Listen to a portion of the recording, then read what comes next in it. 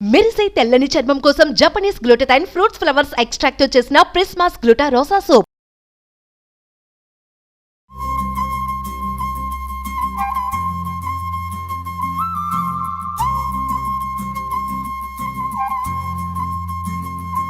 Welcome to Suman TV. ఈరోజు ఒక simple khichdi చేసుకుందామండి. చాలా రకాల కిచిడీలు చేసాము ఇంతకుముందు. అయితే ఇది గోధుమ రవ్వ, బరక రవ్వ అంటే దొడ్డు రవ్వ అంటారు, దలియా అంటారు ఈ ప్రాంతాల్లో, హిందీలో దలియా అంటారు. అంటే బ్రోకెన్ వీట్ అనమాట. పూర్తిగా రవ్వగా కాకుండా ఇట్లా ముక్కా చెక్కగా ఉంటుంది. దీన్ని విడిగా మనం కనుక కిచిడి చేయబోయినా, అన్నం వండబోయినా ఎంత సమయం పడుతుందోనండి. మనకు మళ్ళీ అందులో కొంత పచ్చి ఉండిపోయిందేమో ఒక అనుమానంగా ఉంటుంది, పలుకుందని అనిపిస్తుంది. కుక్కర్లో కనుక ఈ కిచిడి చేస్తే చాలా బాగా వస్తుందండి, మంచి రుచిగా కూడా ఉంటుంది. ఏదైనా అనారోగ్యాలు వచ్చి తగ్గినప్పుడు, వీక్గా ఉన్నప్పుడు దలియా కిచిడి చేసుకుంటారు చాలామంది. మనం ఉప్మా టిఫిన్ లాగా చేసుకోవచ్చు, రాత్రిపూట తినడానికి కూడా బాగుంటుంది. దీనికి ఏంటంటే మనం ఒక కప్పుతో చేయదలుచుకుంటే 3 కప్పులు నీళ్లు పక్కన పెట్టండి. తర్వాత ఆ కప్పు రవ్వని శుభ్రంగా నీళ్ళు పోసి కడిగేసి పక్కన పెట్టేయండి. మనం తాలింపు వేసుకునే ముందే కడుక్కోవచ్చు, చాలా గంటలు నానక్కర్లా, కడిగి పెట్టాలంతే. దీంతోపాటు ఒక కప్పు గోధుమ రవ్వ వేసుకుంటే ఒక పావు కప్పు పెసరపప్పు, రవ్వ కడిగినప్పుడే పెసరపప్పు కూడా కడిగేసి పక్కన పెట్టాలి. మీరు ఇందులో ఏదైనా ఆకుకూర కానీ క్యారెట్లు కానీ వేసుకోదలుచుకుంటే ధారాళంగా వేసుకోవచ్చు. అవి ఏమి లేకపోయినా జస్ట్ గ్రీన్ పీస్ లాంటివి, బఠానీలు, ఇప్పుడు మనకి ఫ్రోజన్ బఠానీ దొరికేస్తుంది, ఇది వేసుకోవచ్చు. క్యారెట్ వేసుకోవచ్చు, క్యాప్సికమ్ వేసుకోవచ్చు, కొంచెం క్యాబేజ్ కానీ కాలీఫ్లవర్ కానీ ఏదైనా వేసుకుని కొంచెం వెజీ రిచ్గా చేసుకోవచ్చు. అంటే ఆ కూరలు కలిపి రిచ్గా చేసుకోవచ్చు. లేదా ఒట్టిగా సింపుల్గా తిరగమాత పెట్టుకుని మనం ఎలా ఇది చేసుకుంటాం, పొంగల్ చేసుకుంటాం కదా, కట్టి పొంగలి, అలా చేయొచ్చు.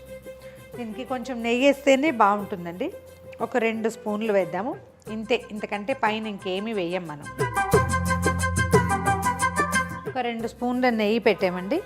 దీంట్లో కొంచెం కాసిన మిరియాలు, మనం ఒక కప్పు చేస్తాం కదా, ఒక 16 మిరియాలు సరిపోతాయి. మిరియాలు కొద్దిగా టపటపలాడినిచ్చి, మిరియం వేగితే చాలా బాగుంటుందండి. ఒక స్పూను జీలకర్ర, ఓ 2 ఎండుమిర్చి, కొంచెం ఇంగువ, పచ్చిమిర్చి, తర్వాత అల్లము చిన్న ముక్కలు తరిగి పెట్టాను, చూడండి కనిపిస్తున్నాయి కదా ముక్కలు, కాస్త కరివేపాకు, ఒకే ఒక ఉల్లిపాయ అండి, చిన్న ఉల్లిపాయ వేసాను, కొంచెం రుచి బాగుంటుంది. చిన్న ముక్కలు తరిగి కొద్దిగా వేగనిస్తే, ఉల్లిపాయ వేగాక గ్రీన్ పీస్, ఫ్రోజన్ పీసే ఉన్నాయండి నా దగ్గర, అవి వేస్తున్నాను. వేసుకోవచ్చు, నేను చెప్పా కదా, మీరు క్యారెట్లు గీరెట్లు ఏవి కావాలంటే అవి వేసుకోవచ్చు. ఎక్కువ కాకుండా కొంచెం కొంచెం వేస్తే బాగుంటుంది, రంగు కూడా అందంగా కనపడుతుంది. గ్రీన్ పీస్ వేసాక పెసరపప్పు నానబెట్టి పెట్టాం కదా, ఒక పావు కప్పు పెసరపప్పు. ఇప్పుడు కడిగి పక్కన పెట్టుకున్నాం కదా దలియా, మన గోధుమ రవ్వని ఇందులో వేసి,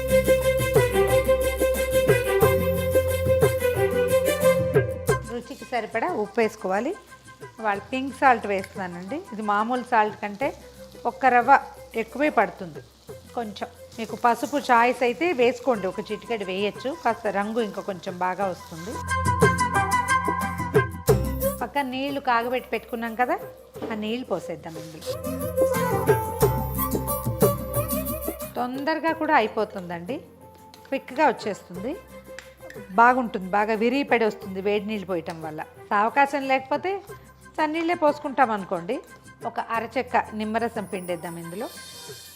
పెద్ద పులుపు వచ్చేది ఉండదు, కానీ రవ్వ విరిగిపడి రావడానికి ఇది ఉపయోగపడుతుంది అన్నమాట.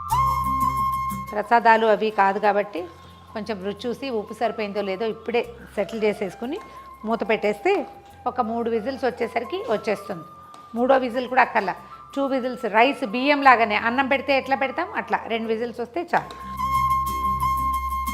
హై ఫ్లేమ్ మీద 2 విజిల్స్ వెయిట్ పెట్టడము, 2 విజిల్స్ వచ్చాక ఆపేసేయటమే.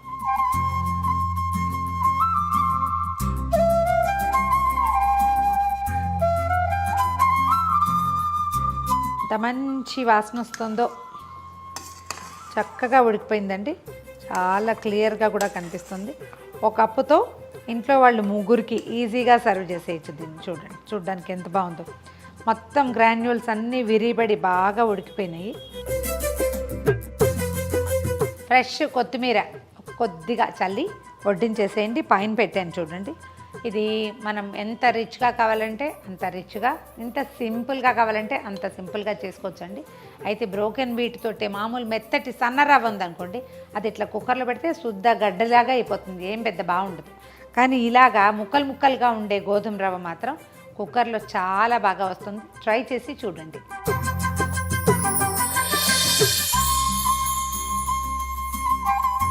ఈ వీడియో కనుక మీకు నచ్చినట్లయితే లైక్ చేయండి, షేర్ చేయండి. మరిన్ని ఇంట్రెస్టింగ్ వీడియోల కోసం సుమన్ టీవీకి సబ్స్క్రైబ్ చేసుకోండి.